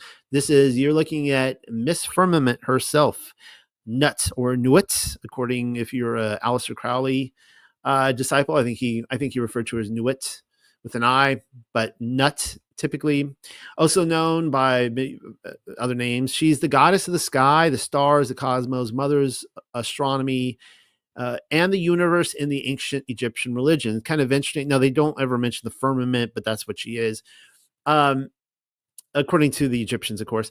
And it's kind of interesting, mothers, right? Because she's actually like the womb of the earth. And you guys know I've talked about being in the womb of the earth. She was seen as a star-covered nude woman arching over the earth, or as a cow. So here's a actual, like, I think this looks like a mummy's sarcophagus that is nuts in person. You could see that she is the sky, and all those yellow things would be the stars. So she is like the sky, the firmament stretched over us, and the waters are within her. We see the same thing here, and I've shown this illustration many times. I think this is a recreation of a wall somewhere in Egypt, and so there she is, there naked over us, stars. She is being judged, I believe, in this particular plague, the plague of hail. And Yahuwah, the ever living, and this hail coming down, it's almost like it's not like hail that we experience. It's almost like the stars themselves coming down in a way, because they're fiery and they catch everything on fire. And Yahuwah, the ever living, declared to Al-Mashahah, arise at daybreak and stand to the face of Pharaoh and say to him like this: thus says Yahuwah, the ever living, Allahaya of the Hebrews, send away my people that they may serve me, or else in an instant, like the stroke of a hammer on an anvil, or the tread of a foot, this time I will send all my slaughter weapons to your heart and in your people, so that you will know that there is not one like me in all the earth, the Ha'arats. For now I will send out my hand, and I will strike you and your people in the matter of the death plague, and you will be concealed from Ha'arat. On account of this, I have caused you to stand firm in opposition, to show you my strength, so that my name and character may be inscribed throughout all the earth. Yet again, if you continue to lift yourself up against my people to prevent them from going out, then behold, I will rain at the appointed time in the future a very fierce hail, such as has not been in Mitzrayim from the day it was established until now. Therefore, send your livestock to seek refugees, and with all refugees, and with all that belongs to you in the plains, all the men and all the beasts which will be found in the plains, and is not gathered into houses, then the hail will go down upon them and kill them. Those are the servants of Pharaoh who reverently feared Athdabar Yahuwah, gathered their servants and their livestock into houses. Again, Job would have as well. But those who had not set his heart to Al-Dabar Yahuwah, then he left his servants and livestock in the plains. And Yahuwah declared to Mashahah, stretch out your hand to Ha-Shamayam and hail. He will exist in all the land of Mitzrayim, upon man and upon beast and upon all the herbs of the plains in the land of Mitzrayim. So Mashahah stretched forth his branch to heaven, to Ha-Shamayam. And Yahuwah had given voices and hail and fire. She did walk upon Arats. And he did pour down hail over the land of Mitzrayim, and hail he did exist in fire from seizing hold in the midst of the hail, very cruel, such had never existed in the land of Mitzrayim since it had become a nation. The hail he struck in all the land of Mitzrayim, over all which was in the plains, from man and upon beasts, and over all the green herbage in the plain. The hail he struck every tree of the plain, breaking into pieces. And we read that earlier in the Kolbrin, that all the trees were destroyed as well. Only in the land of Goshen, upon which at that time the sons of Yasharel dwelt, no hail existed there. And it was funny, right? And crazy, I should say, that they were like in grass huts or straw huts, whatever. None of them caught fire. And Pharaoh sent and called out for Mashahah and for Aaron, and he said, swearing oaths, I have aired the stroke of the anvil. Yahuwah, Ha Zadayak, the ever living, is upright and just, and I send and I and my people are the guilty ones. And of course, we know what happens. He sends them out, then he doesn't, because his heart is hardened. the plagues continue. This is what Yasher 80 says. I'm just jumping ahead real quick here because I'm running out of time. I want to finish this in a good manner for you guys. Notwithstanding this, the anger of Yahweh did not turn away, and his hand was still stretched out over all Mitzrayim. And Yahweh sent a very heavy hail, which smote their vines and broke their fruit trees and dried them up, that they fell upon them. And also every green herb became dry and perished, for a mingling fire descended amidst the hail. Therefore the hail and the fire consumed all things. Also men and beasts that were found abroad perished of the flames, the fire, and the hail, and all the young lions were exhausted. All right, our next god right here.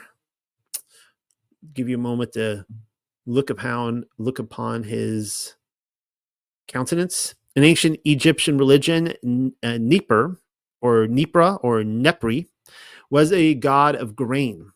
His female counterpart was Nepet. So again, this plague would be directed at both of them, male and female, Neper or Nepri and Nepet, the goddess of grain. His consort may have been Tates, the goddess of weaving. Pictured in human form, Neper is often depicted as a child suckling by this individual here. Neper's body was dotted to represent grains. The hieroglyphs that write his name similarly include the symbols of grain. He's the god of barley and wheat.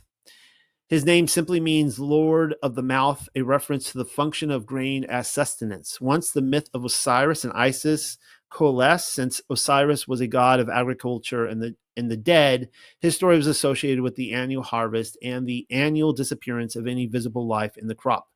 Thus, at this point, Neper was considered merely an aspect of Osiris, a much more significant god, getting the title one who lives after dying. So this would be the plague of locusts. Here's what we read. And Yahweh the ever-living declared to Al-Mashahah, go in unto Pharaoh, given that I will make heavy his heart and the heart of his servants with two other evidences that I will fashion in their midst, that they might know that I am Yahweh the ever-living. Mashahah and Aaron came to Pharaoh, and he said to him, Yahweh Allahia of the living ones, he has declared like this, until when will you refuse, resisting to my face, to send away my people to serve me? Given that you have refused to send away my people, behold me. Tomorrow I will cause locusts to come into your dominions, and they shall cover the face of Ha'aratz, and no one will be able to observe the earth.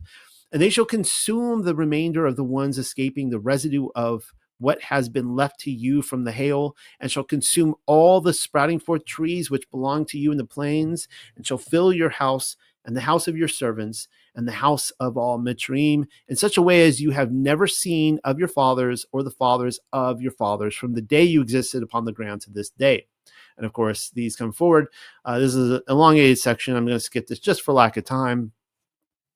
Anyone who's ever seen video, I've never been in a situation where I've seen these locusts come in the wave of the, like just the sky is darkened by them. But I'm sure you guys have seen the video footage or pictures of these locusts coming in, and they just devour everything and nothing is left in its wake. But, there was very little left in Egypt, and he said, look, like this wave of locusts is going to be worse than anything you've ever experienced before. So whatever we have seen does not match what happened.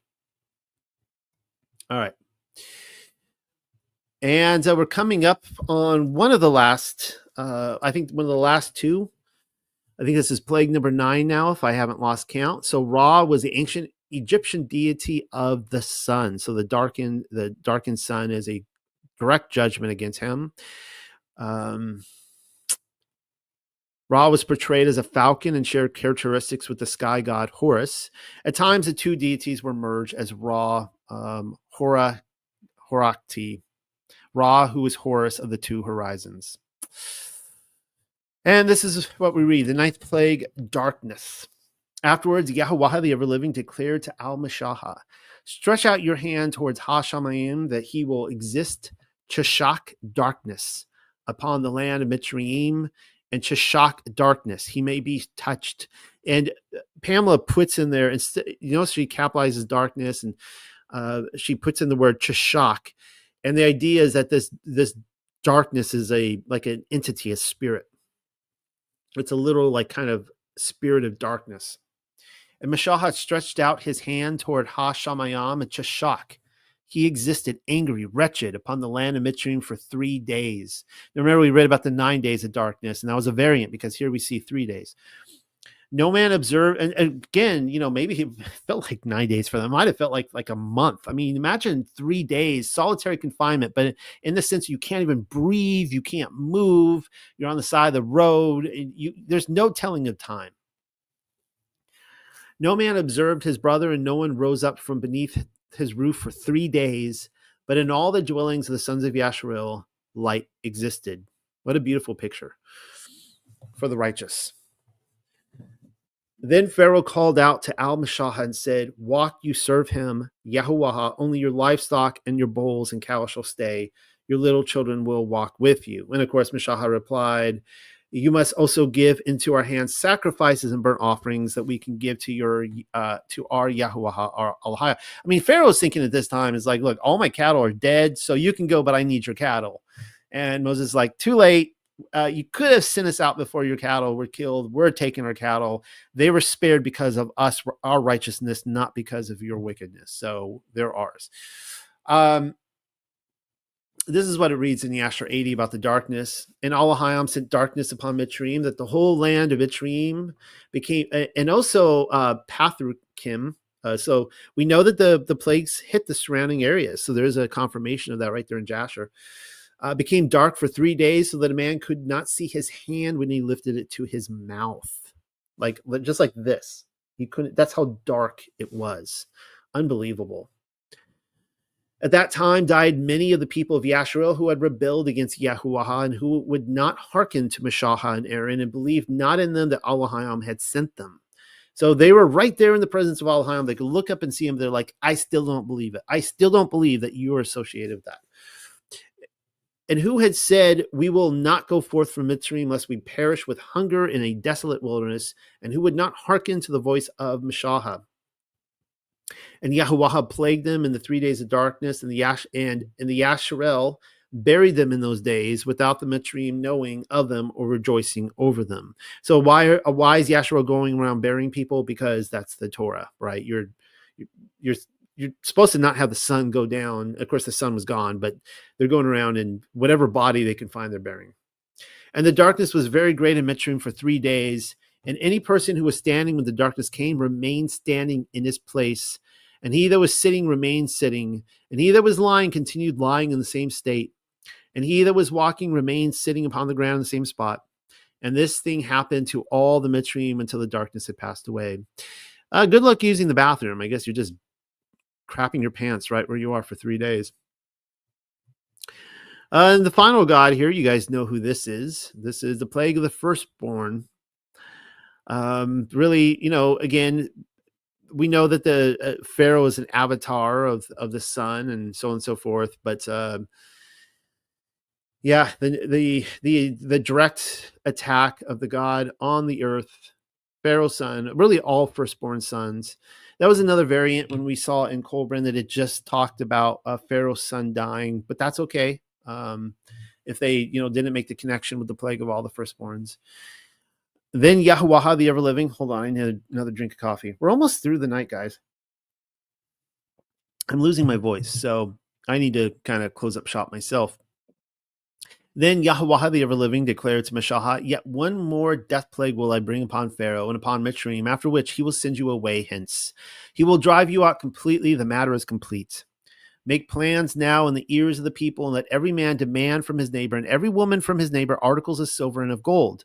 This is what we saw in the Colburn, where it said that they just handed everything over. They it wasn't really like a looting, like they went and stole everything, but like the people volunteered all of their stuff. Yahuwah, the ever-living, gave the people favor in the eyes of Mitzrayim. So there it is right there, right? They were favored in their madness. For the man, Meshach, was very great in the land of Mitzrayim, in the eyes of the ministers of Pharaoh and in the eyes of the people. After that, Meshach proclaimed, "Thus says Yahuwah, the ever-living, at the midst of the night, I will go forth into the middle part of Mitzrayim, and I will slay all the firstborn of Mitzrayim, from the firstborn of Pharaoh that sits down upon his throne, even unto the firstborn of the maidservant who is behind the millstone, and all the firstborn of cattle. And there shall exist a great crying out in the land of Mitzrayim, which none like it existed before, and none like it shall be added. But from all the sons of Yasharel, not even a barker shall bring to a point his tongue against man or beast. I I do appreciate that, Pamela, that you called it a barker. That's a great name. That you may know Yahweh the ever-living works a separation between Mitzrayim and between Yasharel, and he will cast himself down, all these your servants, and he will submit himself to me, begging, go away, you and all the people who will foot it after you. And after that, I will go out. All right. So we know what happens. Let me just read this here in Yasher, and that will be the end of it tonight.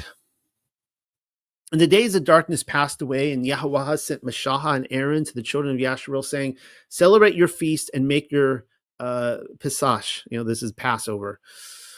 For behold, I come in the midst of the night amongst all the Mitzrayim, and I will smite all the firstborn, from the firstborn of a man to the firstborn of beast. And when I see your Passover, I will pass over you. It's a beautiful picture of the wrath that is that we are saved from because of our salvation, Yeshua. And the children of Yasharel did according to all that Yahweh had commanded Mashah and Aaron. Thus did they in that night.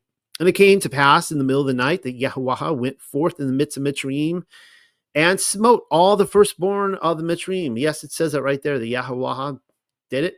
From the firstborn of man to the firstborn of beast. And Pharaoh rose up in the night, he and all his servants and all the Mitzrayim. And there was a great cry throughout Mitzrayim in the night, for there was not a house in which there was not a corpse. Can you just imagine that? I mean, if you're like, you could just hear it like over the rooftops and through the alleyways. You could just hear like just this collective choir of just mourning, of wailing. That just had to be quite the night. You had your Passover meal, you've got the light in you're studying the Torah, you're ready, you've got your staff, you've got your shoes on. Any minute you could be called out that door to go, and literally there is this just death and destruction. You could smell it, you could hear it.